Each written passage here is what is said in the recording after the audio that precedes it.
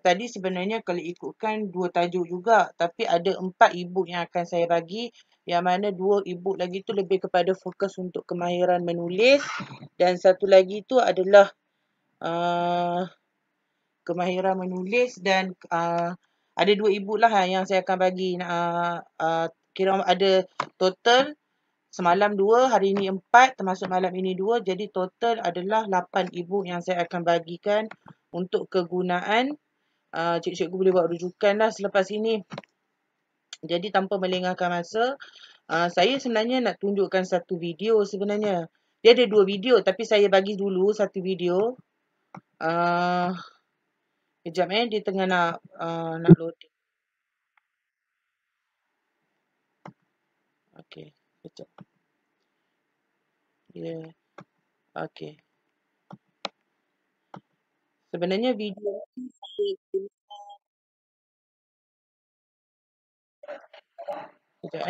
kejap okey.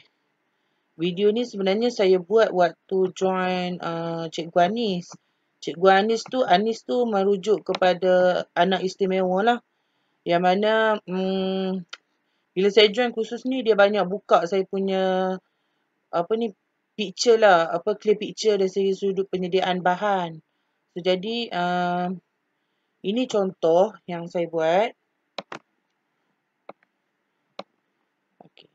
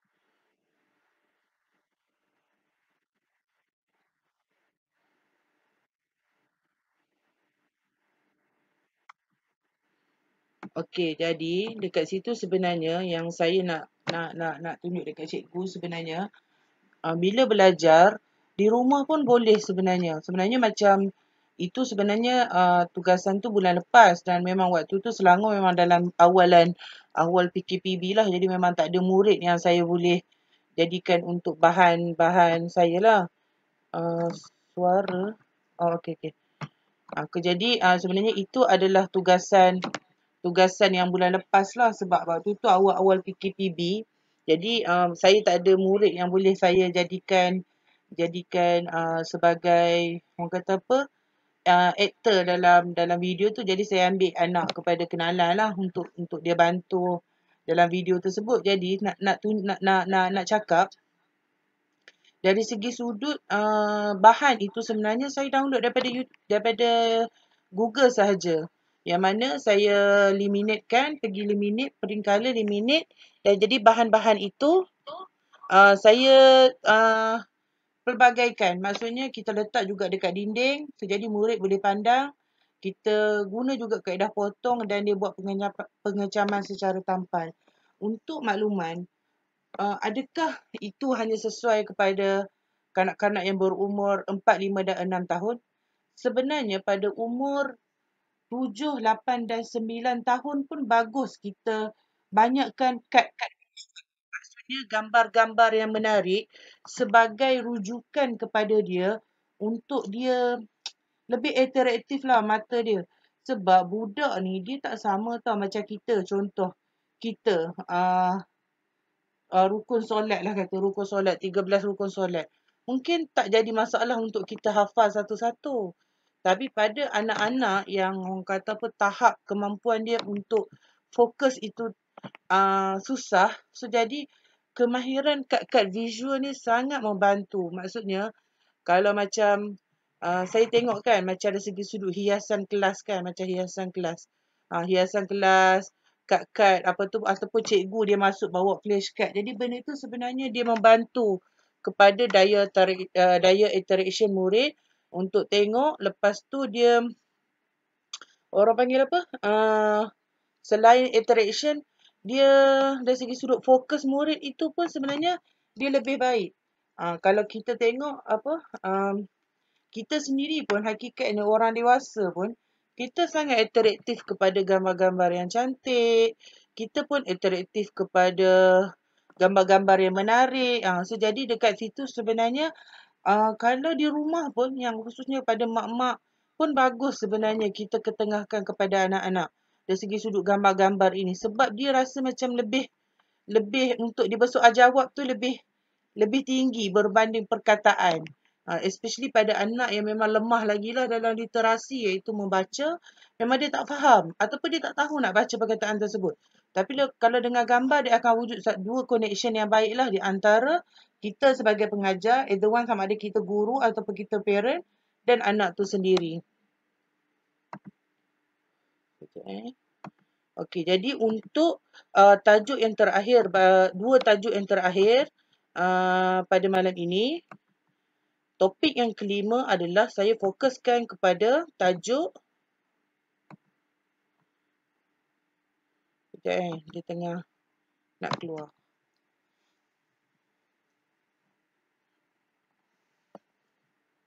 Dia tengah loading sikit kejap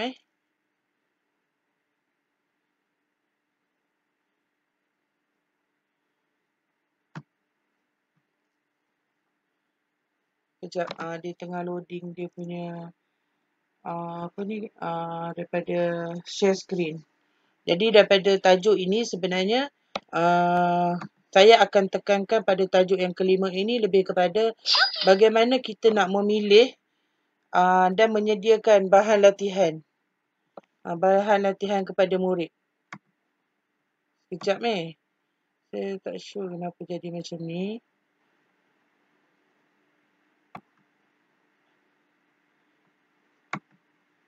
Okey, kejap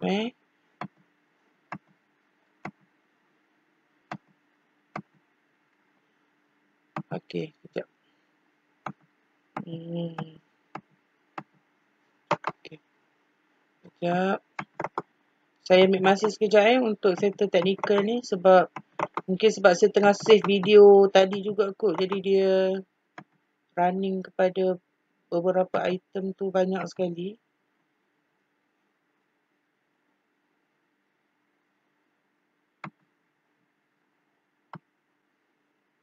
Sekejap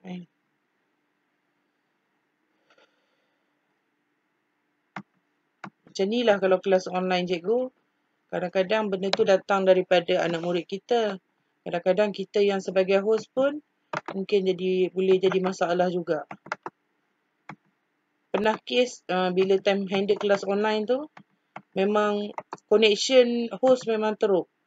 So, jadi saya terpaksa switch daripada laptop kepada internet. Kepada telefon. Sekarang ni saya tengah monitor dengan telefon. Bagi saya masa dalam 5 minit, saya cuba betulkan.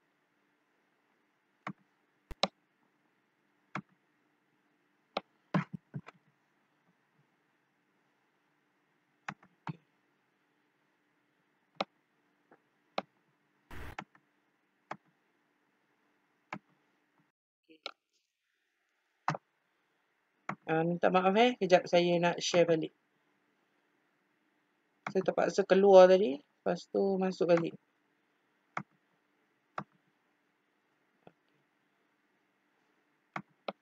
Sekejap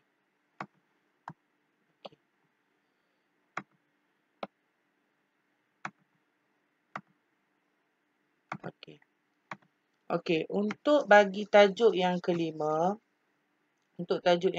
ini, seperti yang ada pada skrin lah. Iaitu adalah pemilihan dan penyediaan latihan. Maksudnya tadi saya dah cerita macam mana nak print latihan tersebut, nak jimatkan kos dan sebagainya. Cuma sekarang ni adalah bagaimana dia lebih kepada added nilai tambah kepada yang tadi jugalah. Untuk ni. Okey, yang pertama, sekarang ni yang saya dapat kena pastilah, ada 2 masalah kemahiran penulisan dalam kalangan murid. Maksudnya murid kita ni dia ada beberapa masalah yang menyebabkan dia ada masalah dalam bab penulisan. Yang pertama, perkataan yang ditulis tu terlalu rapat di antara satu sama lain. Contoh B dengan A tu bersambung sampai kita tak tahu dia nak tulis ba ke nak tulis be. So jadi benda tu ataupun bo. Ataupun A tu dengan L tu bersambung sampai sama ada nak tahu A ke huruf D. Bila A dengan L kan bergabung, bila L tu dekat dengan A kan dia akan jadi macam huruf D. So jadi kekeliruan kepada bentuk tulisan itu sendiri. In case kalau tak dengar, bagi tahu saya ada monitor dengan phone juga. Jadi dekat phone ni saya boleh dapat tahu. Maksudnya kalau dia nak tanya soalan pun boleh je tanya. Kemudian yang kedua, membentuk huruf-huruf yang terlalu condong. Maksudnya tulisan dia tu terlampau menyengit. Maksudnya tulisan dia tu tidak bulat. Dia tulisan ni tak semua orang diberi kelebihan. Tulisan dia bulat dan cantik.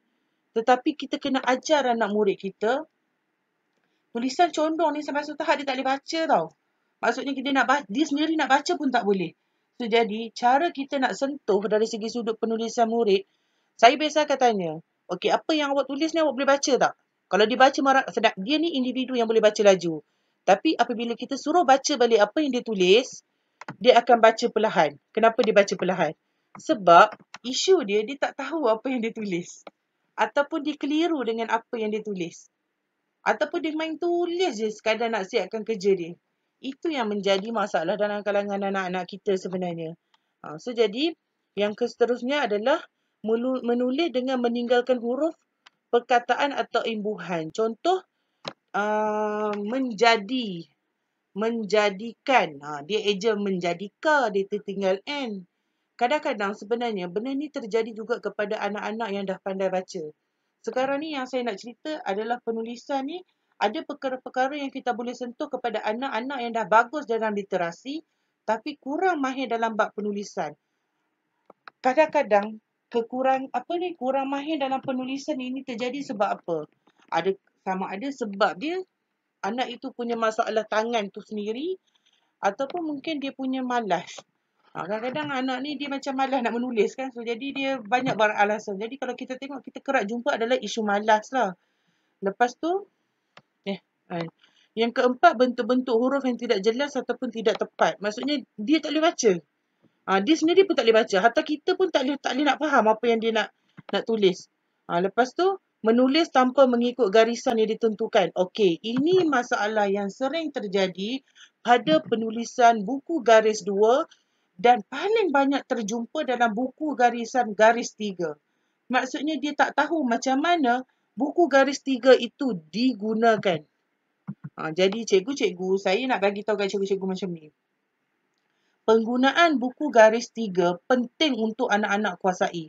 Sebab apabila anak-anak berjaya kuasai buku garis 3, tulisan dia akan makin better, much better dalam buku garis 2. Sebab bila dia dah naik darjah 4, dah naik sekolah menengah, dia akan dah fokus pada buku garis 2, dah tak pakai dah buku garis 3.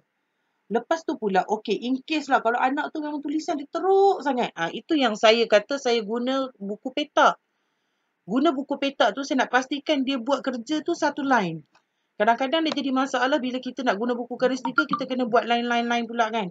Jadi, sebelum kita menyuruh anak kita ni buat latihan dalam buku garis 2 ke, dalam buku garis 3 ke, dalam buku petak ke, jangan kita main bagi sahaja anak-anak buat latihan. Seharusnya cikgu itu kena terangkan macam mana huruf itu dibuat. Sebab itu, huruf A sampai Z, kecil dan besar, perlu disalin kembali. Especially pada buku garis 3, murid akan keliru. Dia keliru dekat mana? Dia nak guna garis atas, dia nak guna garis satu ke, dia nak guna atas sekali ke, dia nak guna tengah ke, dia nak guna bawah. Kadang-kadang kita tengok ada anak-anak kita tulisan dia agak cantik, tapi dia keliru macam mana nak guna buku garis 3.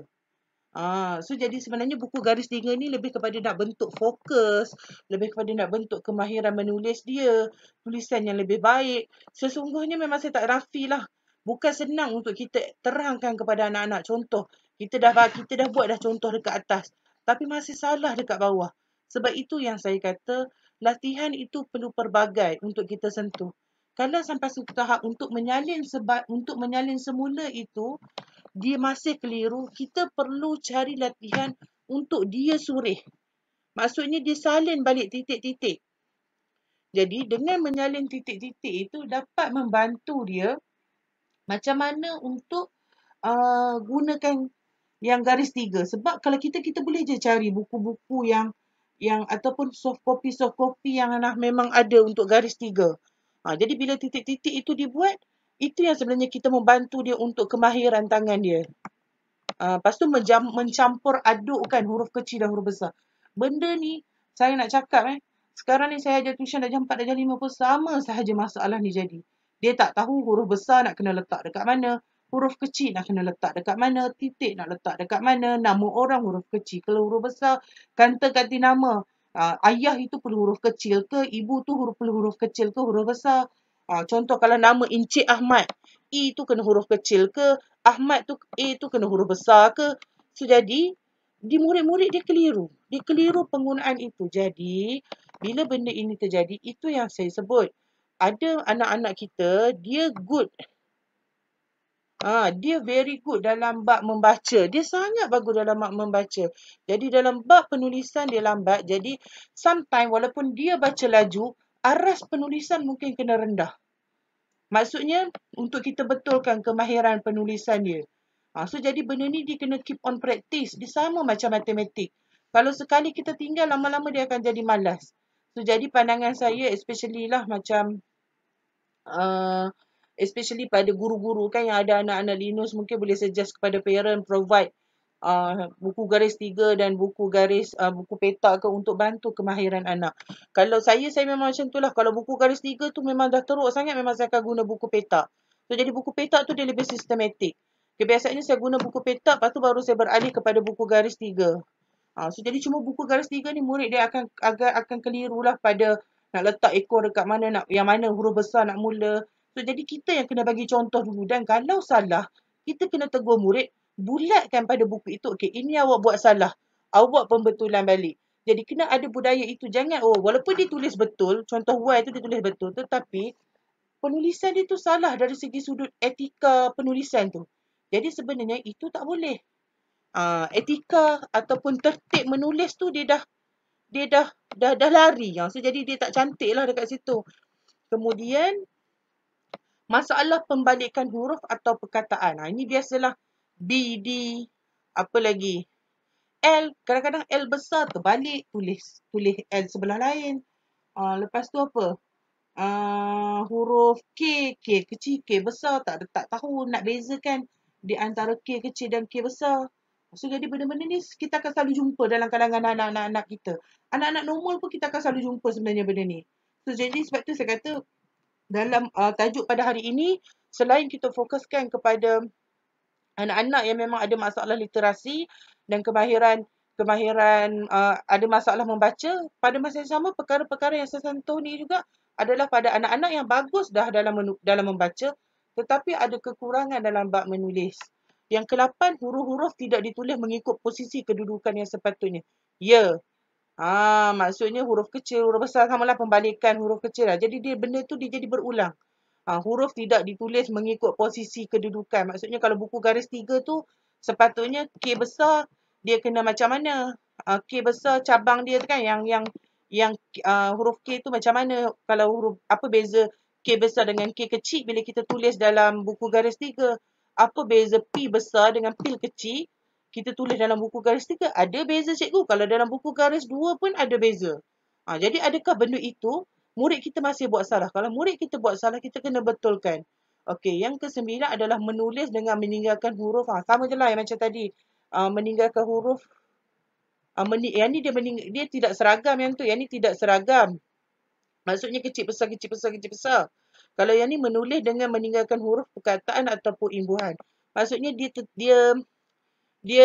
tertinggal huruf-huruf yang macam saya cakap tadi lah. Huruf N lah kadang-kadang macam makan, tulis maka. So jadi benda-benda teknikal macam ni kadang-kadang kita akan selalu jumpa. Dan kebiasaannya kadang-kadang anak-anak yang ada masalah literasi ini, bila dia nak beralih kepada penulisan, dia akan take time. Dia akan take time sikit sebab mungkin dari segi sudut literasi dia tu dah lambat. Jadi bila kita nak naikkan aras penulisan tu, kita pun kena naik dengan ikut tahap apa yang dia belajar. Maksudnya mungkin kita tak boleh nak target lagi untuk dia punya silibus. Tetapi sekiranya literasi dia dah nampak laju, penulisan dia nampak baik, boleh dah naikkan sikit-sikit aras kepada untuk silibus itu. Lalu yang ke-10, menulis huruf di dalam perkataan yang bertindih. Saya rasa yang ni tadi. Okey, lepas tu menulis huruf perkataan mengikut urutan yang salah. Menulis huruf perkataan atau perkataan maksudnya contoh macam berlaku. Kadang-kadang ada murid dia tulis laku dulu ber kat belakang ada. Kadang-kadang cara budak ni dia nampak mungkin dia terlebih kreatif kot. Jadi dia bercampur baur. Lepas tu yang ke-12 menulis atau menyalin ayat tanpa mengikut tertib yang betul. Ya. Maksudnya sepatutnya perlu dimulakan dengan tajuk, lepas mulakan dengan tajuk, perenggan ada 1 2. Jadi untuk perenggan itu perlu disalin satu untuk membezakan di antara satu perenggan kepada satu perenggan. Ada budak dia salin je. Sampai tepi buku pun dia salin. Contohnya kan dalam buku dia ada bagi satu ruang, tepi tu biasanya kita untuk letak nombor. Nombor 1 2 3 lah contohnya. Budak yang dia tak faham, tepi tu pun dia mula dengan tulis. Jadi itu yang guru perlu main peranan untuk betulkan apa yang dia buat salah tu. Menulis huruf atau perkataan mengikut urutan yang salah ni, yang nombor 11 ni, lebih kepada kesalahan-kesalahan yang dia terbalik ataupun contoh kalau kita minta dia awak salin huruf A sampai Z. Dia mungkin ambil A, B, lepas tu E pula. Jadi dia mengikut suka dia nak lompat. So, jadi maksudnya dekat situ, kemahiran anak kita, dia tidak lagi kuasai. Jadi dia tidak lagi kuasai, jadi benda itu yang sepatutnya kita kena perbaiki. Okey, kemahiran menulis. Kemahiran menulis ni, yang saya tahulah, yang saya tahu dia ada 3 peringkat. Yang pertama, pra-tulisan. Yang kedua, tulisan mekanis. Yang ketiga, tulisan kreatif. Okey, apa beza di antara pra-tulisan, tulisan mekanis dan tulisan kreatif? Okey, pra-tulisan ni adalah anak-anak kita yang umur 4, 5, 6 tahun ni yang maksudnya tangan-tangan dia masih lemah psikomotor dia. Maksudnya dia guna kaedah menconteng untuk dia pegang pensel dengan betul, untuk dia pegang color dengan betul. So jadi dekat sini perlukan banyak pergerakan-pergerakan latihan daripada jari, tangan, aktiviti maksudnya menggunting, mengoyak ataupun kadang-kadang keronyok kertas itu pun sebenarnya sebagai salah satu aktiviti untuk memberi rangsangan tangan dia itu untuk bergerak. Yang kedua, dia menguasai gerak tangan yang bebas. Contoh dia nak pegang alat tulis, cara dia duduk, cara dia makan, cara dia susunkan warna dia. kadang-kadang benda itu kita nampak macam kecil, tapi sebenarnya dia memberi maksud yang besar. Contoh, kalau warna tu bersepah-sepah, macam mana budak itu nak fokus kepada latihan itu, khususnya pada 4, 5, 6 lah. Dan 7 tahun, yang maksudnya yang 7 tahun ni kadang-kadang dia punya kematangan dia tu lambat. So, jadi jiwa dia macam jiwa 6 tahun. Jadi perlu ada penguasaan gerak bebas tu, maksudnya dia faham, okey, ini barang ni perlu letak di sini. Barang ini perlu letak di sini. Maksudnya tidak suka-suka nak bersepah-sepah macam tu. So, jadi benda itu adalah permulaan kepada anak-anak itu untuk kepada menulis. Maksudnya dia conteng dinding. Jadi kadang-kadang kita anggap macam conteng dinding tu, macam, kenapa kotorkan dinding? Mama baru je lepas cat. Tapi setahu saya lah, macam yang macam saya dulu sendiri pun waktu kecil pun conteng juga dinding. So jadi kat rumah memang kita suggest ada apa ni? Ada whiteboard ke ataupun ada ruang yang untuk anak-anak tu menconteng. Kadang-kadang kenapa dia conteng di dinding, sebab dia nak cuba luahkan apa yang dia rasa.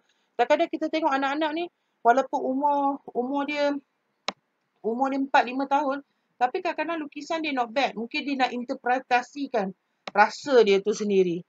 Kemudian yang keempat, melakukan latihan pergerakan mata dari kiri ke kanan, dari atas ke bawah. Ya, benda ini untuk kita latih fokus dia. Fokus dia bila kita contoh, awak warna ini. Okey, warna ini. Awak tulis ini. Tulis ini. Lepas tu pula bila kita tunjuk, maksudnya bila kita tunjuk, pergerakan mata dia bergerak. Automatik otak dia bergerak sekali. Dan yang keempat, melakukan latihan kelarasan koordinasi mata dengan tangan. Maksudnya itulah yang tadi yang kita tunjuk tadi. Yang kita tunjuk tadi. Kalau yang kita kata pergerakan latihan mata ke kiri ke kanan, contoh kita nak sambung titik-titik, bermula daripada kanan ke kiri. Ataupun kiri ke kanan. Macam tu. Kebiasaannya kita mula daripada kiri ke kanan lah. Sebab kita biasanya tulis buku daripada kiri ke kanan. Kalau kanan ke kiri biasanya jauhi kan. So jadi kalau yang keempat, biasanya kita akan gunakan tangan. Lepas tu jadi tujuan pengajar itu memberi arahan. Jadi itu yang membantu anak-anak tu sebenarnya. Tulisan mekanis adalah tulisan kemahiran mengawal dan memegang pensel. Maksudnya kebiasaannya ini anak darjah umur 6 tahun, darjah 1, darjah 2, dia dah okey. Maksudnya cara pegang pensel dia dah makin baik. Lepas tu meneliti, mengenal, menyalin bentuk huruf mengikut urutan. Dia dah makin baik dah. Dari segi sudut bila kita bagi arahan, kena salin ini, kena salin ini. Kalau ada salah tu pun technically je. Cuai, malas, nak habis kerja cepat. Itu lebih kepada pengurusan emosi. Yang ketiga, mendapat kesedaran tentang perkaitan bunyi dengan tulisan. Contoh, kita nak test anak-anak kita, okey, cikgu sebut bar, awak tulis dekat kertas bar. Kalau dia boleh sebut, maksudnya dia dah berada di tahap tulisan mekanis. Maksudnya di aras pertengahan. Tetapi, masih ada juga anak-anak kita darjah 1 berada di level ini. Berada di level ini. Pra-tulisan ada.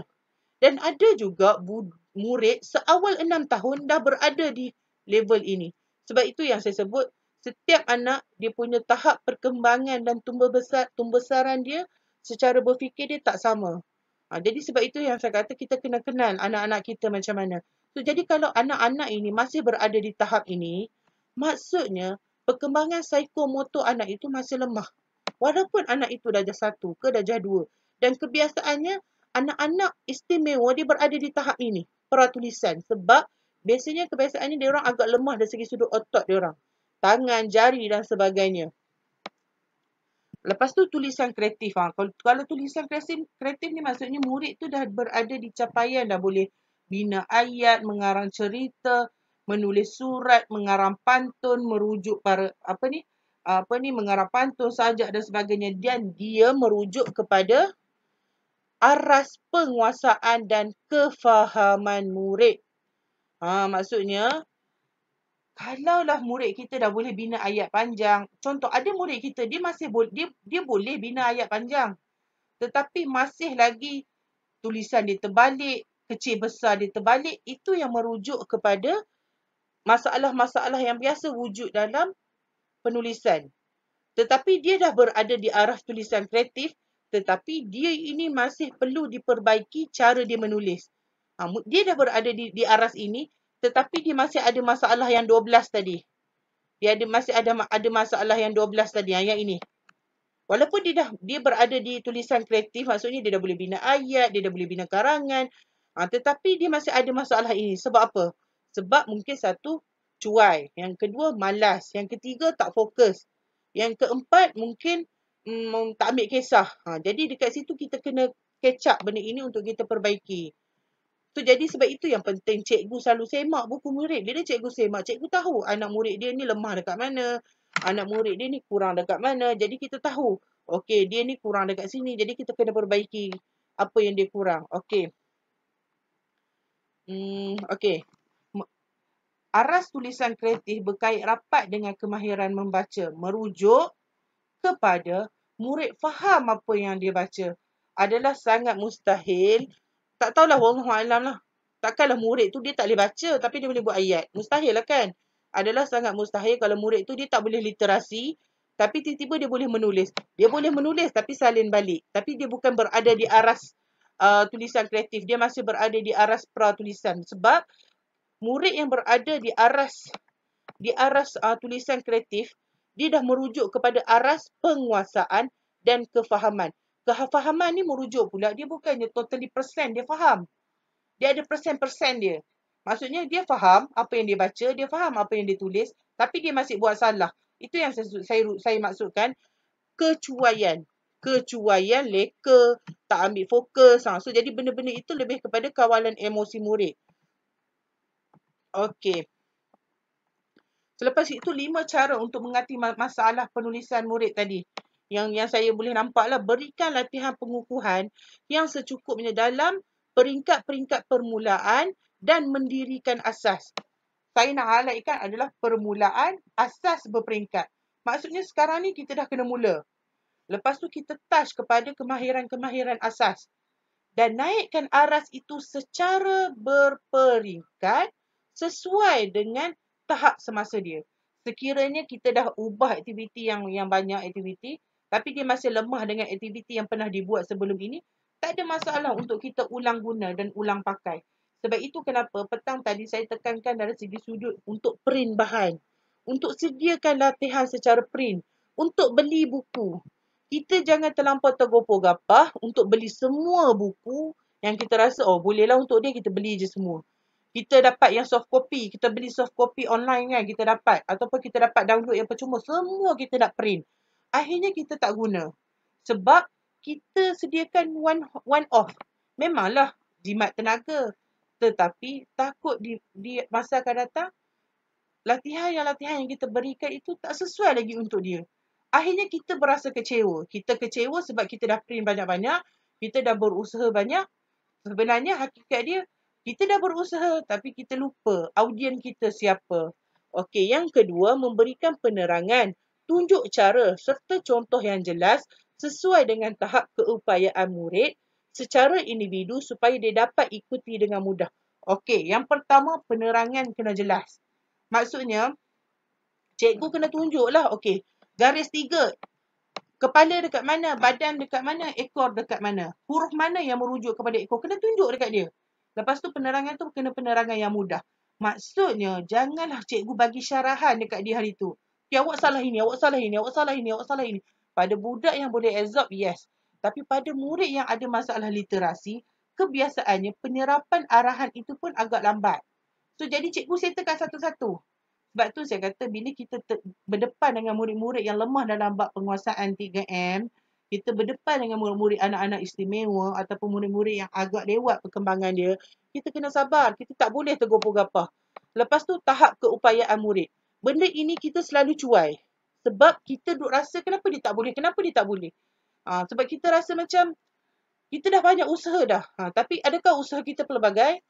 Itu jadi, benda itu yang jadi kadang-kadang jadi masalah yang menyebabkan kita terhad untuk memberikan tunjuk ajar kepada anak itu. Kadang-kadang membuatkan emosi guru itu sendiri pun naik turun.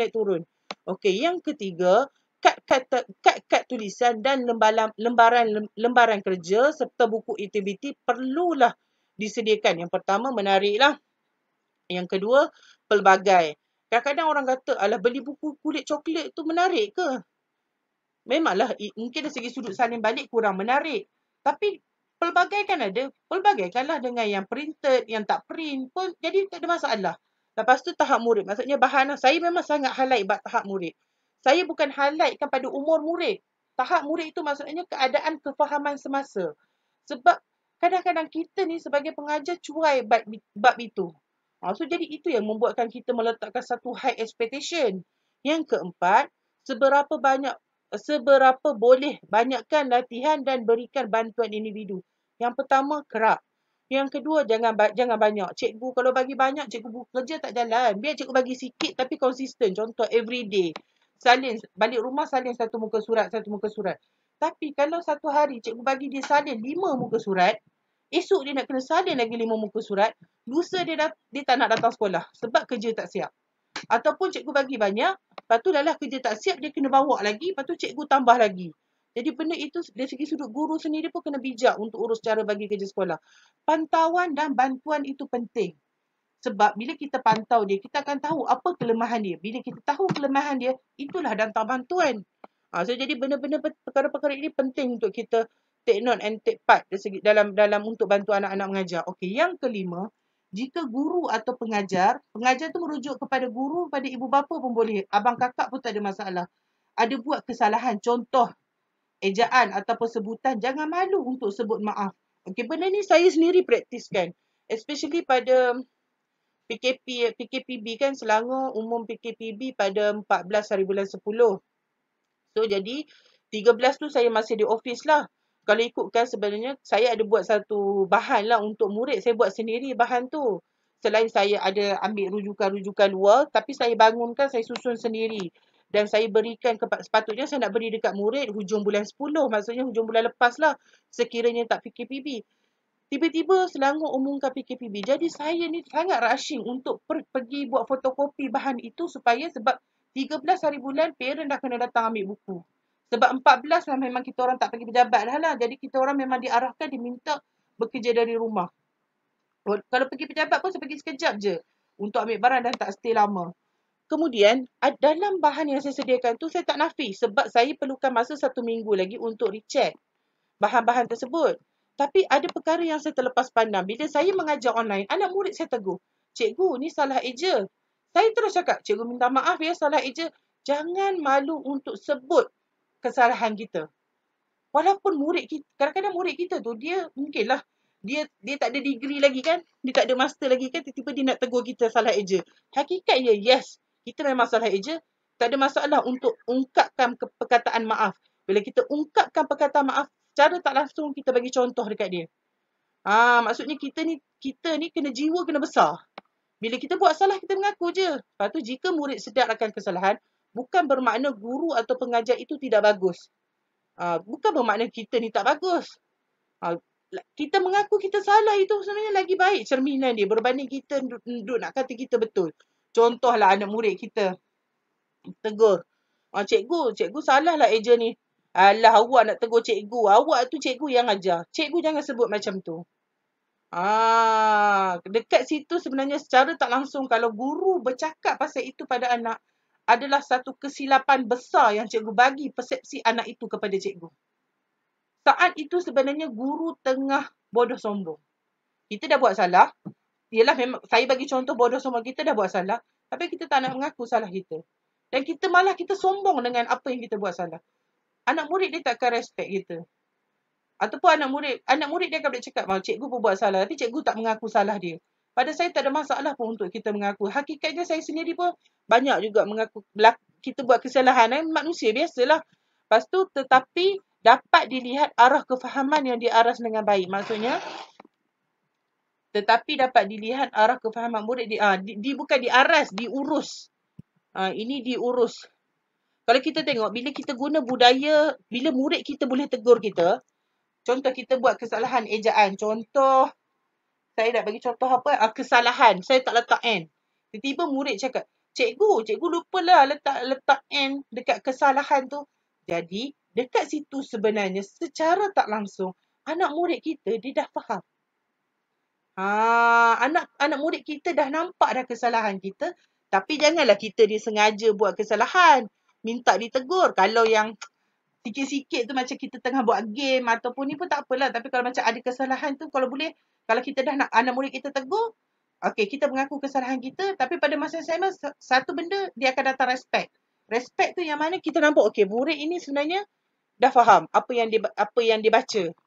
Okey, kejayaan membaca, untuk membaca itu adalah literasi lah. Kejayaan membaca, tak kisahlah English ke, DM ke, Jawi ke, kejayaan dalam membaca bukan hanya menghafal. Pemilihan dan penyediaan latihan juga mempengaruhi kemampuan anak-anak ataupun anak murid kita. Maksudnya di sini, untuk semua, macam saya sebut tadilah, kalau bahasa baca kita rojak, anak akan tulis rojak. Tetapi kalau kita baca dengan tertib, insya-Allah masalah rojak tu akan kurang. Saya tak kata dia takkan ada kesalahan langsung. Dia tetap ada kesalahan. Kita sendiri pun kadang-kadang ada buat salah, tetapi kurang kesalahan.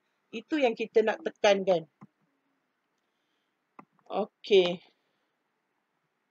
Okey, 9 perkara yang perlu ada dalam yang perlu dalam meningkatkan kemahiran murid. Kemahiran penulisan dalam kalangan murid. Yang pertama, asas. Mulakan daripada asas. Yang kedua, mulakan dengan yang mudah. Saya recall balik je yang atas. Menarik dan berfokus. Tahu tahap semasa murid. Yang kelima, aktiviti yang pelbagai. Yang keenam, sedikit tetapi kerap kerana ia berkaitan dengan emosi dan pembinaan minat. Nak tarik minat ni bukan senang ya. Sebab tu yang saya kata dia kena naikkan aras itu sikit-sikit. Yang ketujuh, sistemkan latihan. Semak, beri dan simpan. Bukan semak, beri dan buang. Ini yang masalah dia. Masalah dia, contoh. Dia sebenarnya kita beri dulu. Beri, semak dan simpan. Maksudnya beri dahulu. Kita bagi kerja dekat anak murid, kita semak, lepas tu kita suruh dia simpan. Kita jangan suruh dia buang. Yang ni saya betulkan kejap. Saya kena terus betulkan nanti. Okey. Saya kena terus betulkan. Okey. Kita beri latihan kepada anak kita, semak dan simpan. Cantiknya adalah waktu kita simpan, waktu time anak-anak kita beri latihan tu, kita letak siap-siap tarikh dengan hari. Lepas tu pula kita dah semak, kita letak tarikh semak kita bila. Ini pada mak ayah pada mak ayah. Simpan pun sebenarnya kita letak by coding, by week ke, by monthly ke. So jadi daripada bahan yang kita simpan, kita boleh nilai keupayaan murid. Contoh, kita rasa dia lemah latihan yang sebelum ni yang kita pernah bagi. Jadi kita bagi kali kedua. Cuba kita tengok kali pertama dan kali kedua, adakah masih berlaku masalah yang sama? Kalau dia masih berlaku masalah yang sama, mungkin kita kena kecilkan dari segi sudut latihan itu. Contoh, dia masih tulis tak cantik huruf S. Jadi mungkin sebelum ni latihan terlampau bagi banyak sangat huruf S. Mungkin kecilkan kepada shade yang lebih kecil. Ataupun letakkan elemen-elemen latihan yang lain. Ataupun kita boleh nampak shade yang sama, tetapi waktu time bulan 9 dia buat latihan tu nampak better. Pertengahan bulan 9 kita bagi lagi sekali. Nampak much better daripada latihan pertama. Jadi, apabila kita simpan latihan dan kerja murid, especially mak ayah lah, bila kita simpan latihan kerja anak-anak, jadi kita boleh nilai anak-anak punya kerja. Yang jadi masalah dia, selepas beri, semak jadi roket. Selepas beri,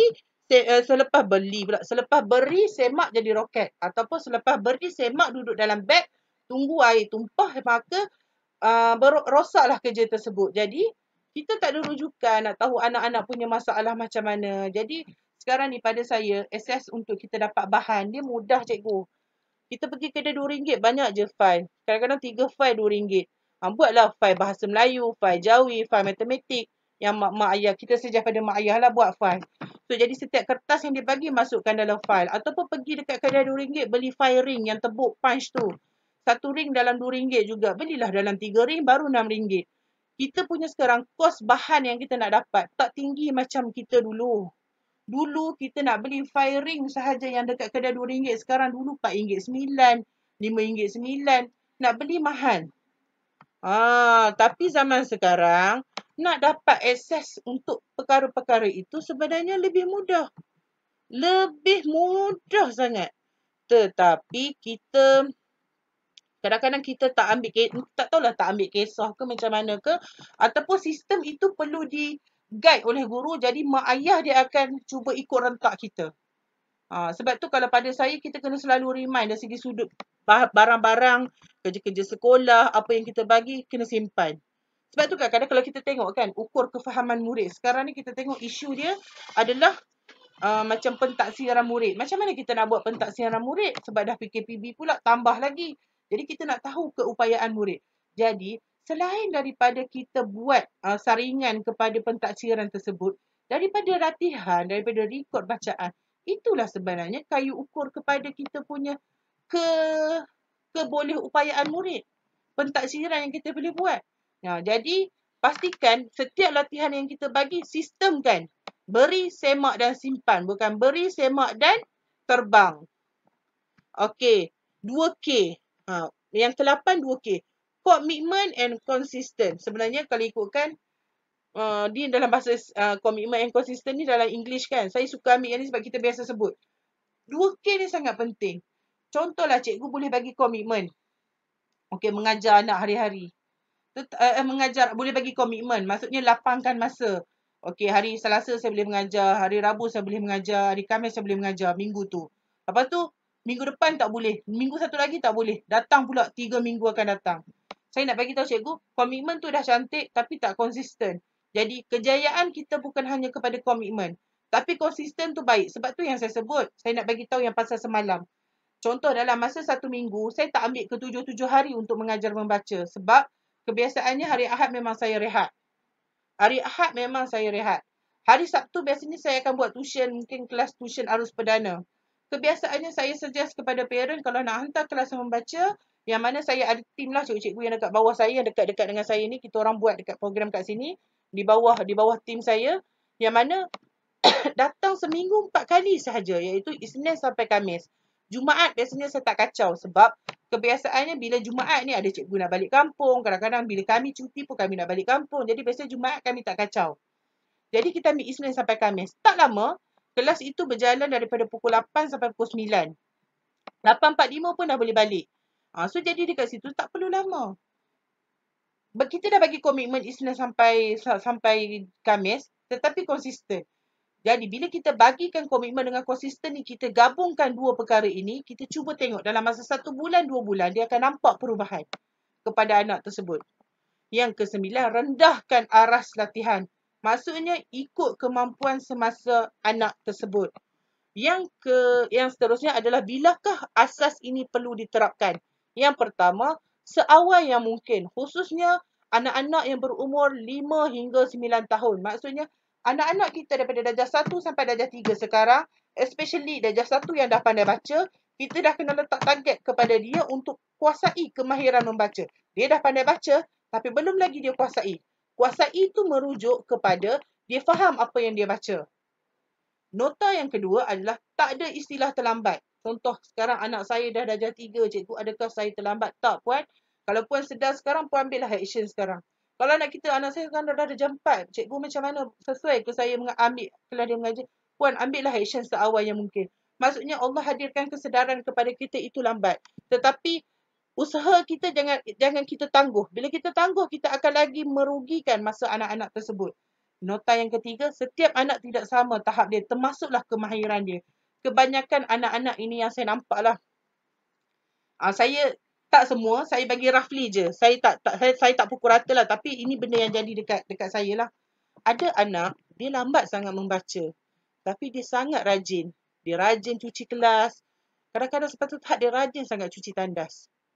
Macam dekat sekolah saya, kami ada Islamic Behaviour Routine. So, jadi murid dia ada jadual dia. Sampai satu tahap ada murid memang cikgu saya nak cuci tandas. Kita orang yang besar pun belum tentu lagi nak willing untuk cuci tandas. Tetapi ada anak-anak kita yang dia pandai membaca laju tapi dia suka menjawab. Sebab apa? Sebab itu yang saya cakap, setiap anak-anak ini Allah bagi kat dia kelebihan dan kekurangan dia tak sama. Ada anak mungkin Allah lebihkan pada satu perkara, tetapi mungkin dia ada kurang satu perkara. Jadi jangan kita anggap bila anak kita lambat membaca, kita dah downgradekan anak-anak tersebut. Kemudian, dah. Okey. Itu sahaja untuk topik yang ini. Kalau ada soalan untuk topik ini, boleh terus tanya. Saya terus buka kepada topik yang kedua. Saya okey je kalau nak terus tanya kepada topik yang ini. Sekejap kalau ada yang nak tanya, saya okey je kalau nak terus tanya. Sekejap Okey. Kalau dia nak tanya boleh on mic ataupun boleh pergi dekat chat Lepas tu untuk tajuk yang terakhir adalah okey, tajuk yang terakhir ni adalah sebab hari ni kita baru dapat berita kan. So jadi berita ni agak especially pada yang duduk luar Selangor. Macam kami duduk kat Selangor ni dah macam risau. Tak tahu lah nak cakap macam mana. Macam ready je untuk ditambah masa tu. Walaupun dalam hati sebenarnya agak risau bila ada tambah PKP kan. Okey. Untuk tajuk yang seterusnya adalah kesan COVID-19 kepada PDPC dan bagaimana kita sebagai guru khususnya untuk bantu anak murid dalam memperkasakan 3M. Ibu bapa pun boleh implementkan. Sebab kita tahu, saya tahu audien saya sekarang ni yang ada pada saya pada malam ni ada juga dalam kalangan ibu bapa. Okey. Tadi MKN dah umumkan PKP B seluruh di negeri Semenanjung kecuali Perlis, Pahang dan Kelantan untuk tempoh 4 minggu. Jadi macam mana? Yang duduk dekat Selangor, kita dah PKPB dah sebulan tambah lagi. Macam mana? So jadi kat situ question mark. Apa yang akan jadi pada anak-anak kita kalau dia lemah lagi dalam literasi? Kalau yang jenis ego macam mana nak tegur cikgu, maksudnya dia selalu ulang kesalahan yang dia buat. Bila ditegur, ubah. Okey, benda ini sebenarnya cara kita tackle anak itu. Maksudnya kita kena tengok, sometimes memanglah kadang-kadang terpaksa guna bertegas.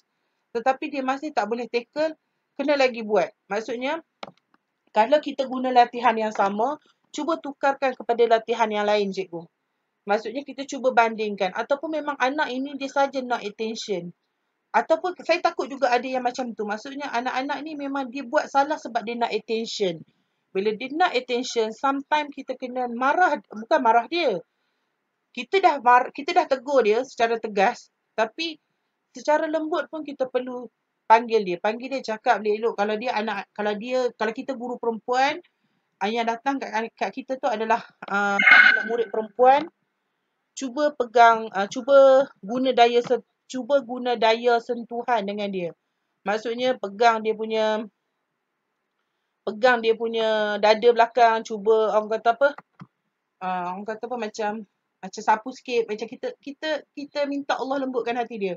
Kita nasihat, kenapa awak macam ni? Kenapa cikgu tahu awak pandai buat tapi kenapa awak masih buat salah? Kita cuba tanya dia.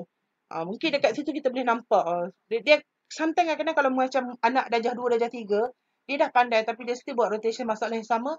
Kadang-kadang dia terjujur. Saya dekat rumah selalu kena marah dengan ayah saya. Jadi saya dah biasa dah kena marah. So jadi benda apa yang dia tak biasa kena, iaitu bercakap lembut dengan dia. So on that time cikgu kena touch dia secara lembut. Sebab dekat rumah dah kat sekolah dia kena marah, torture dan sebagainya. Dekat sekolah kena lagi. Jadi murid ni dia terlalu penat. Dan dia rasa macam takut sampai setahap dia rasa tak guna. So jadi kita tak nak macam tu cikgu. Menjawab ke Cikgu Nur Akmal? Benda ni dia perlu ada kemahiran. Macam mana cikgu itu nak tackle. Sekiranya cikgu tak dapat tackle, cikgu kena tanya pandangan rakan sekerja yang lain. Saya macam tu cikgu. Maksudnya kita nampak contoh dalam kelas tu, ada 3-4 orang cikgu, cuba tanya pandangan guru-guru yang lain. Mungkin daripada 4 guru, ada 1 guru yang macam rasa boleh tackle perangai dia, kita gunalah bantuan sahabat kita. Maksudnya Allah tak hadirkan anak itu melalui acuan kita. Tak apa. Tetapi kita bantu melalui bantuan orang lain. Kalau kita kena banyak communication antara sesama kita dengan pengajar. Kalau tak menjawab, bagi tahu Okey. Jadi, cikgu-cikgu yang daripada negeri lain, ready dah ke nak PKP? Ready dah ke nak PKPB ni 9 ni? Lagi 2 hari lagi? So, jadi kena tanya pengalaman orang Selangor lah nak PKPB balik ni macam mana kelas dibuat. Macam mana ni kan. So, jadi agak ni sikit lah. Agak kalut lah sikit. Tapi tak nak norma baru, kena ready dah.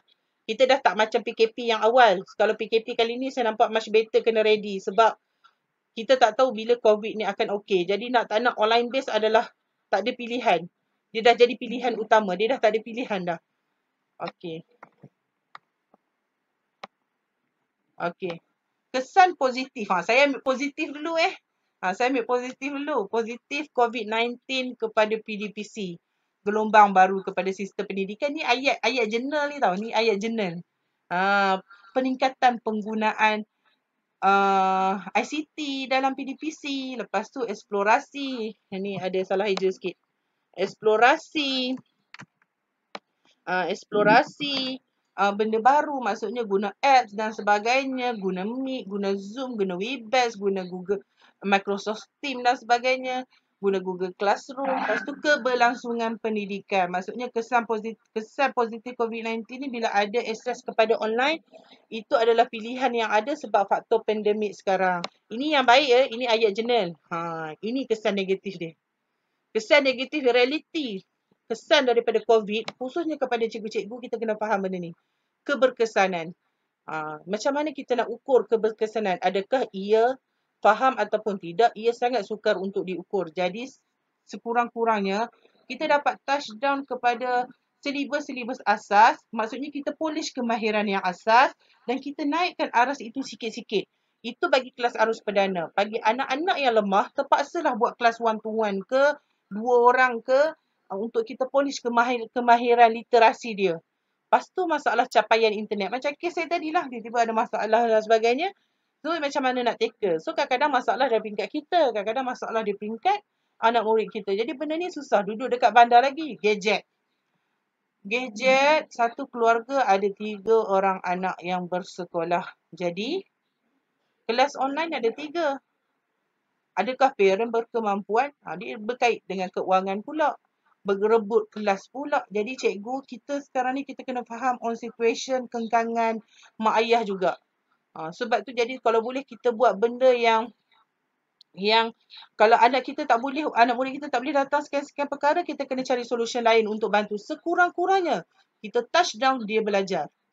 Kita memberikan sentuhan untuk dia belajar. Macam saya sendiri, kami ada buat video secara harian. Video ataupun bagi tugasan secara harian. Tapi pada masa yang sama kami menggunakan Zoom juga.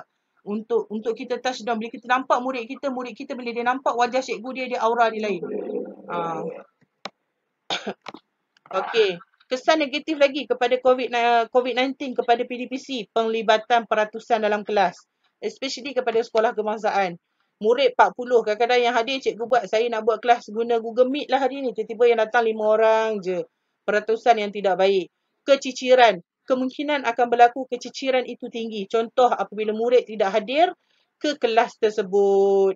So, jadi kalau benda ini jadi pada anak-anak kita, khususnya kepada yang ibu bapa yang bersama saya malam ni, tiba-tiba tak dapat join kelas-kelas yang disusun oleh guru, kalau terpaksa untuk kontak guru tersebut, tanya pandangan guru tersebut berkaitan dengan bahan-bahan belajar dan sebagainya, kena kontak untuk pastikan anak itu tidak tercicir. Yang seterusnya adalah prestasi murid. Maksudnya kemampuan murid lah. Maksudnya kita nak tahu prestasi murid ni dari segi sudut KPI kita mungkin dia agak sukar. Sebab kita tak boleh nak buat banyak aktiviti dengan dia. Kalau sebelum ni dalam PDPC kita boleh buat game, kita boleh buat treasure hunt, kita boleh buat running man, macam-macam lah. Kita boleh buat puzzle, kita boleh guna flashcard, kita boleh buat game dan sebagainya. Tapi bila guna online base, kita boleh juga buat quiz-quiz tersebut. Tapi dia tak sama macam fizikal. So jadi dia agak terhad untuk kita ukur prestasi murid. Okey, kurang 2 hala. Maksudnya kurang 2 hala tu bukan tak ada. Ada. Sekarang ni saya tengah bercakap dengan cikgu dengan skrin. Tetapi dia terbatas. Maksudnya terbatas tu line internet tengah nak bercakap dengan line internet tak cantik. Ataupun dia nak bercakap, sesuai ke saya bercakap? So jadi benda tu diterhad. Lepas tu pengecilan masa belajar. Dia tak sama cikgu. Adakah kelas online boleh berterusan? Kejap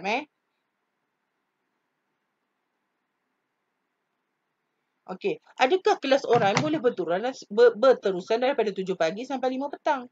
Kalau sekolah tu sekolah integrasi lah, maksudnya dia sekolah pada pagi pukul 7 pagi, datang sekolah sampai 5 petang.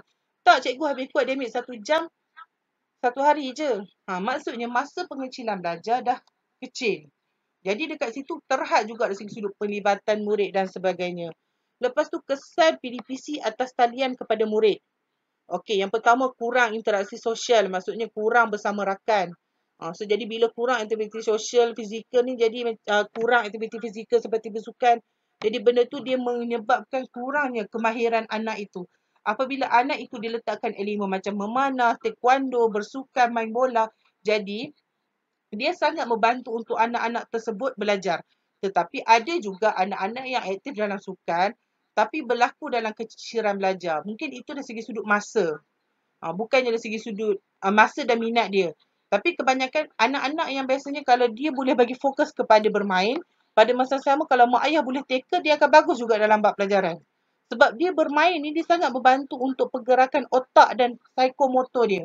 Lepas tu keterbatasan komunikasi. Maksudnya masa kita lebih bersama skrin, kita tak tahu apa yang anak murid kita rasa. Mungkin dia hari tu dia tengah bad mood dan sebagainya. Yelah belajar dekat rumah, belajar dekat meja makan. Dia jadi tak ada satu tempat yang proper. Dia tak ada suasana sekolah. Sebab dia belajar di rumah.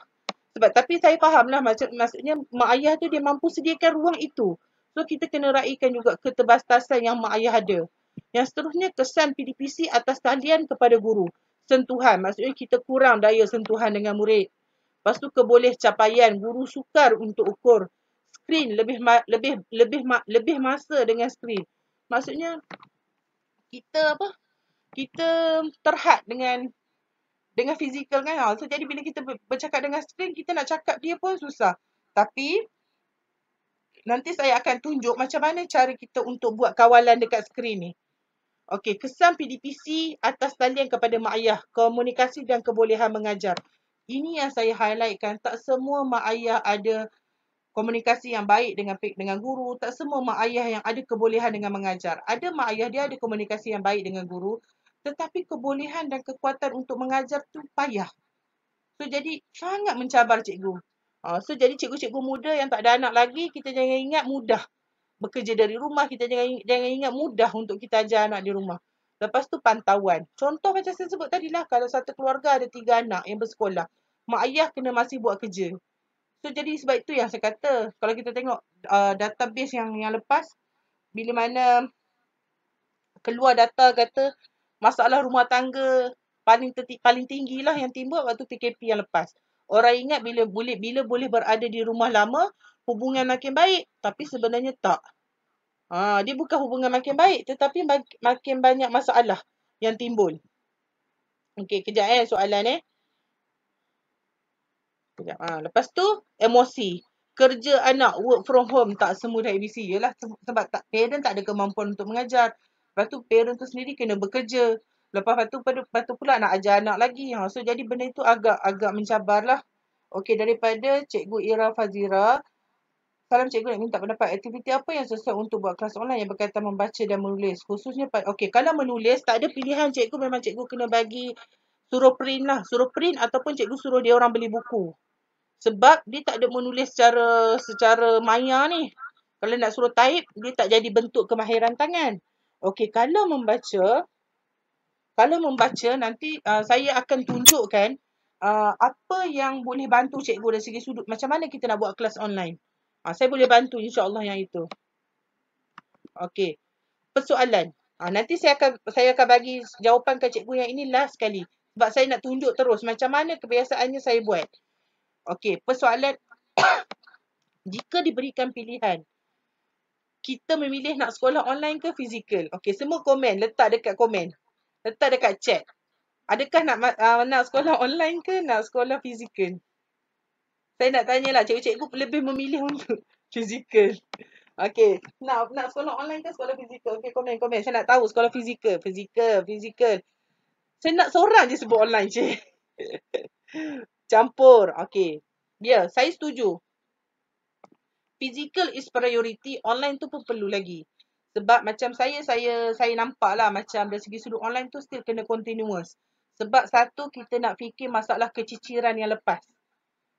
Keciciran yang 4 bulan sekolah yang tak sekolah hari tu. Lepas tu, saya setuju apa yang cikgu apa ni? Cikgu Arizal. Betul. Fizikal adalah pilihan utama, tapi dalam situasi sekarang tak ada pilihan adalah online.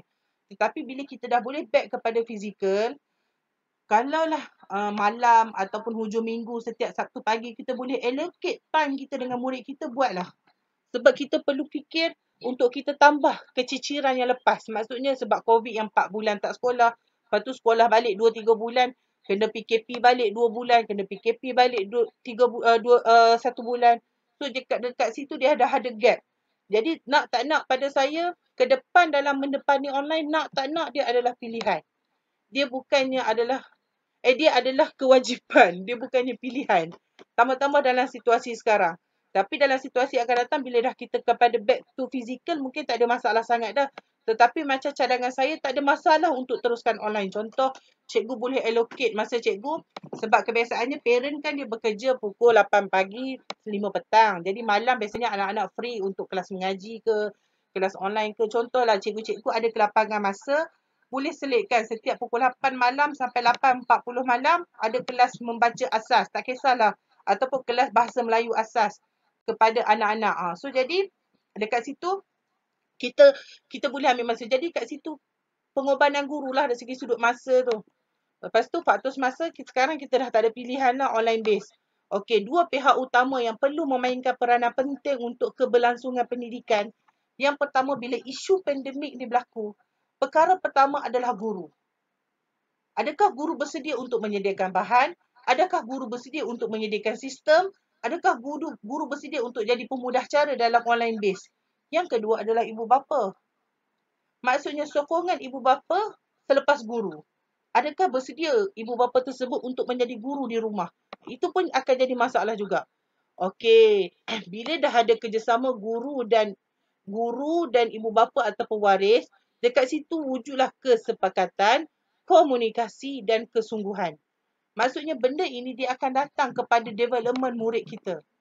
Kalau benda ini tak ada, dia susah kita nak capai murid itu punya achievement.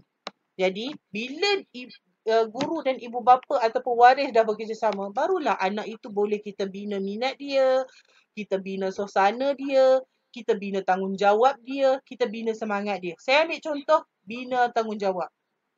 Online base, cikgu bagi kerja sekolah, anak tak nak buat. Tetapi anak ada di rumah bersama mak ayah. Jadi mak ayah lah yang kena pantau. Okay, awak kena buat kerja. Ya, contoh cikgu bagi kerja banyak. Sampaikanlah kepada guru, cikgu terlampau banyak sangat kerja. Jadi parent agak bekerja. Jadi cikgu dia kena terima pandangan parent. Bila parent sampaikan, cuba rendahkan aras tersebut. Maksudnya kita sesuaikan. Bukan kita main bagi. So jadi benda tu tak cantik. Lepas tu bina tanggungjawab ni juga, mak ayah yang kena bantu untuk pastikan anak-anak tersebut submit kerja dia. Jadi benda ni bukan senang. Ada contoh macam kami untuk hafazan murid. Kita tak nafi, kita bagi surah dekat murid. Untuk murid selepas kelas online, dia kena hantar rakaman suara. Rakaman suara melalui WhatsApp untuk bacaan surah. Tetapi di peringkat kami guru-guru tidak memaksa kalau ada anak-anak yang tidak dapat hantar bacaan. Sebab apa? Yang pertama, ada anak-anak yang memang tidak boleh kuasai lagi surah tersebut. Tetapi sekurang-kurangnya dia boleh join kelas online untuk dengar penerangan berkaitan dengan bacaan surah tersebut. Itu pun dah cukup baik sebenarnya. Jadi cikgu kita itu yang saya kata bila jadi online base, kita jangan letak high demand ataupun high expectation daripada anak murid kita. So jadi kalau anak murid kita boleh achieve sikit pun, itu pun dah cukup baik sebenarnya. Okey, bagaimana tahun-tahun akan datang? Apakah jaminan sistem pendidikan tahun-tahun akan datang? Okay, sekarang kita berada di 2012. Saya bagi contoh 2020. 2012 pula. Waktu tu pun tak habis belajar lagi. 2020. Anak berada di darjah 1. Bagaimana anak di darjah 2 nanti 2021? Adakah ada jaminan COVID-19 akan okey? Darjah 3 macam mana? Darjah 4 macam mana? Contoh lain, kalau anak di 2020 berada di umur 6 tahun, berumur 5 tahun, apa yang akan jadi pada tahun-tahun akan datang? Itu yang saya kata kena recall balik kemahiran-kemahiran asas yang perlu kita berikan kepada mereka supaya saya yakin sistem peperiksaan mereka, sistem peperiksaan dekat Malaysia akan berlaku rombakan yang agak besar. Especially kepada syllabus, subjek dan sebagainya.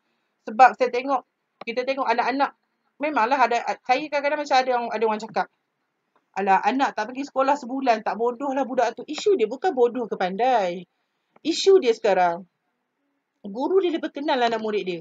Bila tidak bersekolah, dia akan efek kepada banyak perkara. Contoh kalau terutamanya pada anak-anak yang tidak boleh menguasai literasi, tidak boleh menguasai membaca. Satu bulan tak membaca, dia akan jadi lupa. Jadi itu yang saya kata masing-masing parent dan guru kita perlu work together untuk pastikan keberlangsungan pendidikan tersebut kepada anak-anak untuk dicapai belajar di rumah tu. Okey, paksa rela terima, terpaksa. Kita terpaksa terima suasana sekarang sebab faktor semasa. Lepas tu rela. Yelah, reda. Maksudnya reda apa yang jadi. Lama kelamaan kita terpaksa terima. Sebab apa? Sebab dalam situasi sekarang memang tak boleh nak buat secara fizikal. Bila kita buat kena compound dan sebagainya. Jadi dalam situasi sekarang untuk mengajar anak, saya ambil kata pepatah, dia kata mencegah lebih baik daripada mengubati. Maksudnya sekarang ni kita dah tahu dah anak kita ni tak boleh membaca. Kita dah kena mencegah dah. Dia tak boleh baca tu. Sebab nanti kalau dia lagi bertambah umur dia, lagi banyak masalah, lagi susah ubat yang kita nak bagi.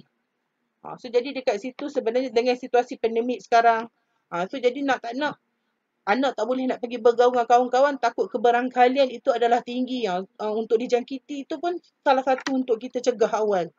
Okey, formula yang saya boleh kongsikan adalah tak kisahlah mak ayah ke guru. Guru jangan ingat dia terlepas daripada perkara ini. Guru pun main peranan penting. Formula duit. 3 perkara. Bukan 3 sebenarnya, 4 perkara. 4 perkara jangan kita lupa. Yang pertama, kita doa. Kita doa untuk anak murid kita. Doakan khusus untuk anak murid kita. Contoh kalaulah kita boleh doakan, ya Allah ya Tuhanku, guru ni, khususnya guru. Ya Allah ya Tuhanku, setiap kali solat kita, ya Allah ya Tuhanku, Kau berikanlah kefahaman yang baik kepada anak-anak murid aku. Kau berikanlah kemudahan, kelancaran lidah mereka untuk menghafal Al-Quran, untuk membaca, untuk jadi anak yang baik. Sebab kita yakin hubungan dengan doa ni, sebab kita tahu Allah je yang boleh jaga. Lepas tu, ikhtiar. Ikhtiar tu usaha kita lah. Cikgu-cikgu datang pada 2 hari ni dengan 3 sesi kelas nak dapatkan ilmu untuk buat tambah baik kepada anak-anak murid. Itu adalah salah satu ikhtiar.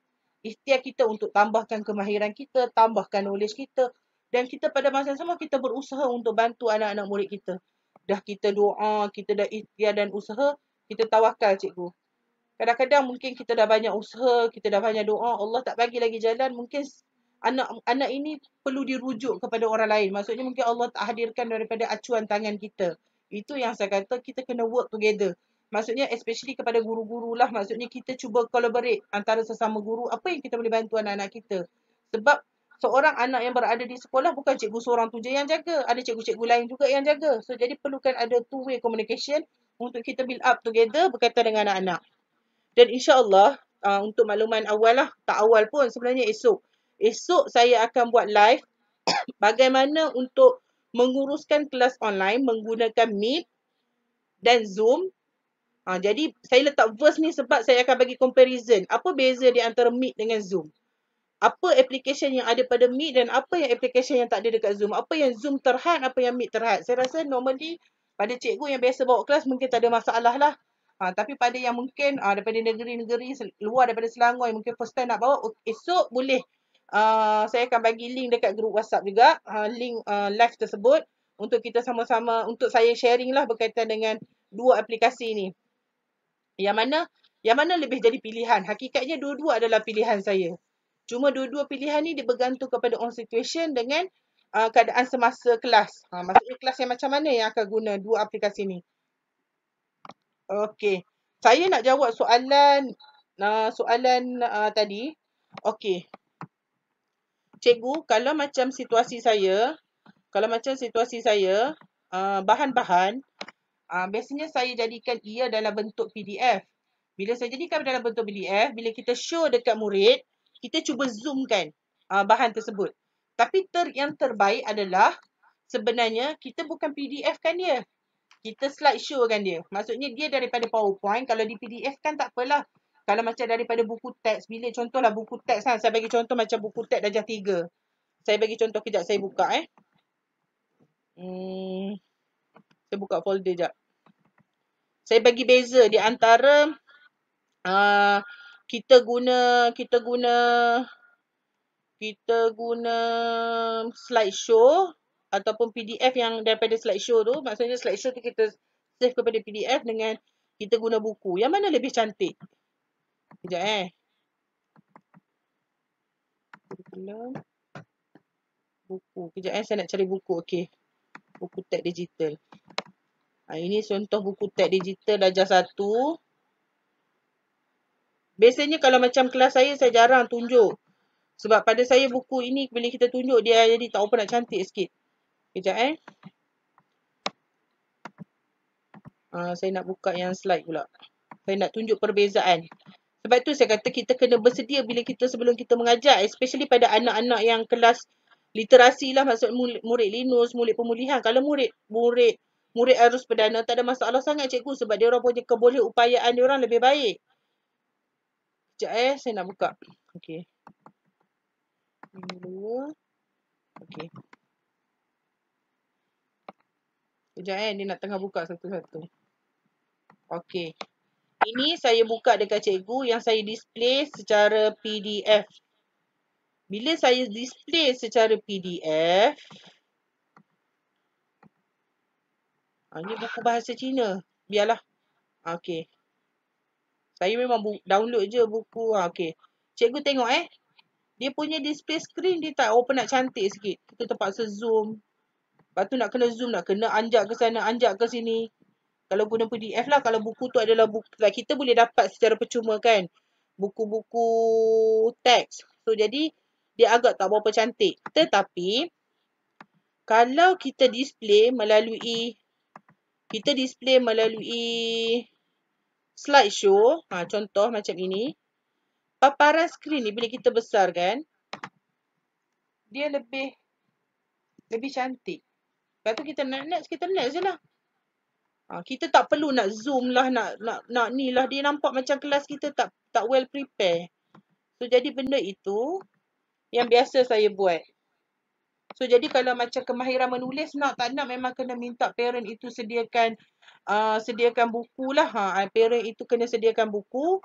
Dan ataupun kita sendiri kena print, parent datang collect dengan kita ke, macam tu.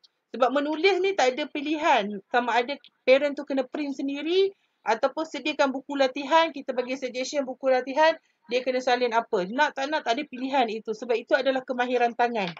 Tapi kalau membaca, kita boleh optional. Kadang-kadang sebenarnya kalau dari segi esok saya akan terangkan juga, boleh tengok dekat live saya, dekat page saya, yang mana saya akan terangkan macam mana kita nak susun dari segi sudut permulaan kelas kita. Maksudnya kalau kita nak display YouTube dan sebagainya, mungkin kita risau dengan masalah connection dan sebagainya, saya akan bantu esok. InsyaAllah di peringkat saya akan cuba bantu pada cikgu-cikgu especially yang orang kata apa, mungkin tak biasa bawa kelas online. Jadi ini adalah ilmu barulah pada yang pernah bawa kelas online. Mungkin kita boleh bertukar pandangan dekat live saya esok. Cikgu boleh komen macam mana saya cuba tackle insya-Allah. Itu sahaja untuk malam ini. Kalau ada yang nak berkongsi ataupun nak bertanya apa-apa, boleh je. Saya buka ruang.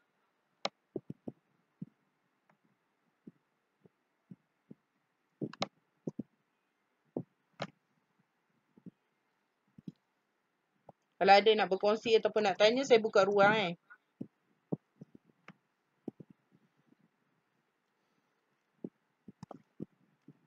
Yang mana kalau yang masih belum isi Google Form, saya minta untuk isi Google Form ya. Sebab insya-Allah saya akan keluarkan CJ dalam tempoh 1 minggu lah. Saya usahakan dalam masa tempoh 1 minggu, dan kalau boleh dalam masa 1 minggu ini jangan left lagi daripada grup WhatsApp tu. Yang mana saya akan sharekan juga Google Drive yang mana cikgu boleh download bahan-bahan bacaan lah. Okey, macam mana pula masalah? Okey, saya timbulkan lah. Saya cuba timbulkan. Contoh kita dah guna buku membaca untuk literasi bahasa Melayu ataupun Jawi, tetapi buku itu tak ada dalam bentuk soft copy. Macam mana kita nak mengajar anak-anak? Jadi dalam situasi ini, cikgu perlu soft copykan buku tersebut. Cikgu perlukan soft copykan buku tersebut ataupun cikgu guna sukatan daripada buku itu, cikgu buat slide sendiri. Cikgu tak boleh nak guna suruh anak buka, takut dia pun tak ada nak access buku kan. So jadi nak tak nak yang pertama boleh soft copy kan, snap gambar letak dalam dalam PowerPoint jadikan PDF ke ataupun display dalam PDF, ataupun kita guna sukatan yang lebih kurang sama tapi kita buat sendiri slide tu. Kita letak gambar yang bergerak sikit, kita letak tulisan yang cantik sikit, warna yang menarik sikit. So jadi benda tu lebih baik. Okay, Amira Fauzi, Assalamualaikum cikgu. Saya nak tanya macam mana nak ubah murid yang menulis secara cermin. Adakah murid keliru dengan penulisan jawi? Murid dia kalau berkaitan dengan menulis secara cermin ni, cermin tu macam mana cikgu? Menulis secara cermin, maksudnya dia ditulis double ke apa? Ataupun terbalik?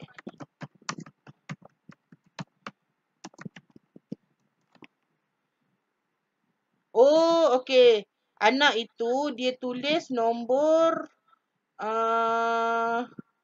boleh tak cikgu bagi description sikit? Tulis cermin tu macam mana? Terbalik. Oh, kalau tulis terbalik cikgu, dia kena praktis untuk tidak terbalik kan? Biasanya dia terbalik dominan kepada huruf apa? Adakah kebanyakan huruf? Saya nak tanya dulu, dia kebanyakan huruf ke ataupun satu dua huruf je? Sebab kalau satu dua huruf, normally biasanya budak biasa pun dia jadi. Tapi kalau banyak sangat terbalik, contoh pakai kasut terbalik, pakai baju terbalik, semua tulisan ditulis terbalik, itu dah ada simptom-simptom awal disleksia. So jadi benda itu kita kena encourage untuk parent tersebut pergi dapatkan terapi lah, maksudnya terapi untuk betulkan. Sebab kadang-kadang anak ni dia bukan disleksia, tapi dia ada simptom-simptom kecil. Bila dia ada simptom-simptom kecil, bila dia pergi dapat pendidikan secara eksklusif macam terapi dan sebagainya, dekat situ dia membetulkan kemahiran. Ataupun dia ambil kelas one-to-one session untuk betulkan kesalahan tersebut. Macam yang kita sebut tadi itulah, maksudnya biasa anak akan tulis terbalik BD, L besar, L besar tu tulis terbalik. Kadang-kadang huruf 5 pun tulis terbalik. Jadi benda itu sebenarnya dia kena praktis dengan kemahiran asas. Maksudnya kalau contoh anak tu dah pandai dah tulis ada pandai, contohlah dalam matematik kan, dia tulis terbalik nombor, padahal dia ni dah pandai dah tambah yang ratus-ratus, tapi dia masih tulis huruf terbalik.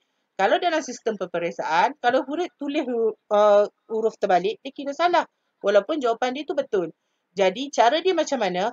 Jadikan correction itu kepada denda kepada dia sampailah dia ingat. Maksudnya dia mungkin simptom dia tu lebih kepada sikit-sikit je. Jadi benda itu perlu dipraktikkan lah. Tulisan maksudnya salin balik dalam buku petak ke, salin balik dalam buku garis 3 ke, salin balik dalam buku garis 2 ke. So jadi benda itu perlu dipraktikkan. Sama ada surih balik ke. Sebab tu saya kata, bila kita kenal anak-anak kita ni macam mana, kita tahu nak bagi dia apa. Menjawab ke Cikgu Amira? Ada yang lain? Nak berkongsi ke? Boleh je buka suara, boleh je.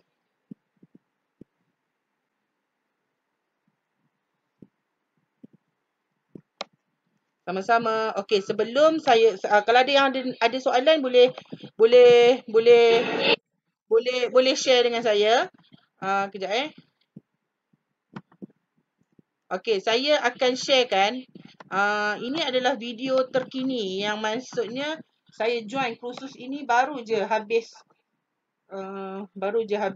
berapa hari yang lepas. Baru je habis awal ujung bulan 10 awal bulan 11 hari tu, iaitu Cikgu Anis 2.0. Saya dah join 2 kali kursus dia. Yang ni adalah antara tugasan saya lah, antara tugasan saya yang saya kena sediakan video. Ini kebetulan saya mengajar seorang anak lah dalam tempoh PKPB ni. Saya dah mengajar seorang anak ni, dia macam kenalan jugalah, dia minta tolong untuk mengajar di rumah dia. So jadi kebetulan saya pergi rumah dia dan saya terus jadikan anak tu sebagai orang kata apa, pelakon lah kepada video tugasan saya. Jadi kalau ada yang nak tanya soalan boleh je tanya, sambil tu kita tengok dulu video. Kalau tak ada, habis video ini saya akan tutup lah sesi kita pada malam ini. Nanti saya akan bagi sedikit penerangan lah, maksudnya dalam tempoh selepas habis ni apa yang perlu dibuat. Sekejap okey. Ini adalah tugasan yang lepas yang mana saya join kursus Cikgu Anis 2.0 lah.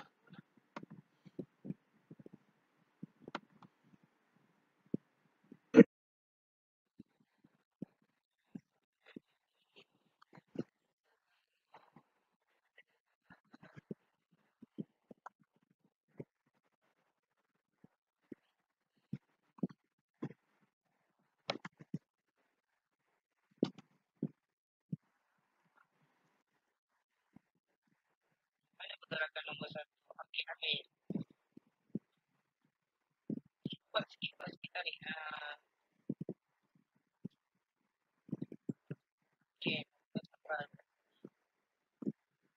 Apa juga?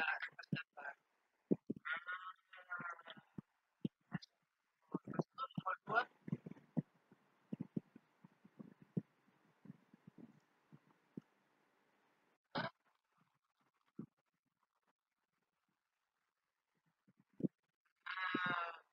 Sorry. Sorry. Okey, apa dekat kedua ni? Okey, tambahan. Uh, Okey, sorry. Tambahan juga kepada anak-anak yang ada masalah tulisan-tulisan terbalik ini, kadang-kadang kita lupa penggunaan flashcard ataupun kad imbas kepada dia. Sebenarnya kad imbas ni pun sangat membantu untuk kita bina kemahiran dia. So, jadi itu antara tugasan yang saya buat lah. Dia lebih kurang dia macam tugasan yang pertama. Tetapi yang tugasan yang pertama mengambil wuduk, tugasan yang kedua adalah pergerakan-pergerakan dalam solat. So, jadi anak-anak kita yang lemah, kita boleh buat ulang kaji dengan dia benda-benda ni. Kalau benda itu perlu dijadikan nombor, perlu dijadikan huruf, dia nak carikan nombor yang sama, kita buatlah. Jadi bahan bantu mengajar ni, cadangan saya lah bila dah dalam tempoh PKPB ni, dalam tempoh dah fikir apa kan, tak tahu nak fikir apa dah kan. Contoh dalam tempoh PKP ni, PKPB ni, ambil lah masa untuk banyakkan bahan-bahan. Cantiknya kalau boleh seorang guru tu ada satu misi laminate, ada satu printer. Jadi kita print, kita sediakan bahan-bahan sendiri untuk kita bantu anak-anak murid kita. Khususnya kepada guru-guru yang terlibat dengan kelas Linus, cikgu tadika, kelas pemulihan. Dia sangat memerlukan bahan-bahan bantu mengajar. Dia tidak boleh buku latihan sahaja dan buku membaca sahaja. Dia perlu perbagaikan lagi bahan-bahan lain untuk kita bantu dan kita bina anak-anak kita. Jadi, saya harap sangat-sangat cikgu-cikgu yang ada pada malam ni, kita bagi satu inovasi yang baru. Sekurang-kurangnya mungkin waktu kita mengajar sebelum ini ada kesalahan-kesalahan ataupun ada kecuaian-kecuaian kita, kurangnya ABM, kurangnya BBM, kita banyak guna buku je. Jadi kita cuba ubah suasana. Okay, pada guru-guru yang tak pernah buat kelas online, this time mungkin kena ada fikir cara untuk bawa kelas online dengan parent, supaya kita mungkin ada one-to-one session membaca dengan anak-anak. So, jadi benda itu perlu ditambah baik dan dikreatifkan di peringkat guru-guru. Sebab dalam situasi sekarang dah tak ada pilihan. Sekolah tadika pun dah terpaksa buat kelas online, cikgu. So, jadi hatalah kita yang duduk di sekolah rendah, kita perlu juga serve perkara itu. Cuma mungkin dari segi sudut macam mana yang kita nak servekan, bahan apa yang kita nak servekan, tajuk apa yang kita nak servekan, kita rancanglah dulu anak kita tu macam mana. So, jadi itu sahaja daripada saya. Terima kasih kepada semua yang datang pada malam ini. InsyaAllah yang pertama saya minta jangan left lagi daripada grup. Biasanya saya akan umum kalau nak boleh left daripada grup. Jadi lepas tu baru boleh left. Yang kedua, saya akan sharekan rakaman dan e-book hari ini. Yang mana ambil masa sikit lah, sama ada esok pun baru saya boleh share. Yang kedua, saya akan sharekan contoh-contoh bahan latihan yang mana yang saya dah buat secara soft copy, sama ada latihan dalam bentuk PDF yang saya buat dalam bentuk Word, ataupun kad-kad imbas ataupun bahan-bahan bacaan tambahan yang kita boleh guna untuk bantu anak-anak murid kita. Yang itu saya akan bagi percuma dekat cikgu-cikgu semua untuk cikgu download sahaja. Cuma saya kena check balik sebab ada bahan-bahan saya yang lepas, Y-nya tu Y yang bukan Y bengkok, dia Y lurus. So, jadi saya kena edit sikit-sikit. So, saya akan bagi dekat cikgu dalam tempoh 1 minggu lah. Dalam tempoh 1 minggu, sekiranya saya dah kata, kalau nak boleh left, biasanya saya akan maklumkan. Tapi kalau pada saya, contohlah bila dah habis, selepas fasa 1 minggu, iaitu saya dah settlekan bagi secara bahan, secara soft copy, e-book dan sebagainya, saya dah bagi semua sijil. Selepas ini, masih ada yang nak PM saya untuk kita bertukar pandangan, untuk kita bertukar pendapat, saya welcome. Saya tak ada masalah. Sebab dalam kalangan cikgu-cikgu sini, bila kita sama-sama berbincang, kita akan dapat banyak ilmu baru. Dan saya akan dapat banyak panduan-panduan baru. Bila mana benda yang saya tak tahu, saya cuba rujuk orang lain. Jadi dekat situ, orang kata apa, bila kita bertukar pandangan, secara tak langsung dia memberi satu emosi yang baik juga kita kepada guru. Macam saya pesan tadi, dalam keadaan kita mengurus murid, kita juga mengurus mak ayah. Jadi Kadang-kadang dia datang rasa sedih, dia datang rasa kecewa bila mana kita dah banyak berusaha tapi feedback yang kita dapat mungkin kurang. Jadi dekat sini saya kata jiwa kita kena besar cikgu. Apa yang kita dapat kritikan daripada mak ayah kita terima dengan baik. Apa yang kita dapat yang boleh mendownkan kita, kalau kita perlu rehat sekejap, ambil semangat baru, ambillah semangat baru. Jangan sampai tanggungjawab kita sebagai pengajar ataupun kita sebagai guru, jiwa kita hilang. Kita tak nak kita pergi sekolah hanya semata-mata untuk dapat gaji sahaja. Kesudahannya, macam mana kita nak dapatkan pahala anak kita, anak-anak murid kita tu untuk kita jadikan saham akhirat kita. Kita fikir macam tu. Biar dunia kita dapat, gaji kita dapat, increment kita dapat, jawatan dunia kita dapat, pada masa yang sama jawatan akhirat pun kita dapat di sisi Allah. Itu sahaja di peringkat saya. Saya mohon maaf sekali lagi sepanjang 3 sesi bersama saya. Ada kekurangan di peringkat saya. Ada keterlanjuran bahasa di peringkat saya. Ada clumsy ke di peringkat saya. Saya pun sendiri masih baru belajar. Saya seronok sangat bila kita dapat buat sesi macam ni. Yang mana saya sendiri dapat belajar benda baru. Saya dapat perbarui niat saya, cara saya. So jadi dalam di sini pun ada juga kenalan-kenalan rapat saya. Terima kasih kerana support saya. Dan semoga ilmu yang kita dapat sepanjang 2 hari ini, daripada 3 sesi ini, kita tambah baik kepada anak-anak murid kita. Itu sahaja semua. Saya anggap tak ada apa-apalah. So kita habis lebih kurang-kurang 3 minit pukul 10. Semua boleh rehat. Macam saya, esok adalah hari rehat saya. Tapi saya buat live pukul 8 malam. Jadi pagi sampai petang saya rehat dulu. 8 malam baru saya buat live, kita boleh jumpa lagi. Ada yang tanya soalan? Terima kasih cikgu. Okey. So esok saya akan bagi contoh lah macam mana nak bawa kelas online tu. So jadi cikgu-cikgu boleh tanya juga dekat live saya tu. Nanti saya akan share link tersebut dekat dalam group Itu sahaja. Kita tangguh. Bukan kita tangguh, kita tutup sesi webinar bijak urus penguasaan 3M kita pada malam ini dengan kita mohon keberkatan daripada Allah dan kita betulkan balik niat dan amal kita dengan tasbih kafarah dan surah Al-As.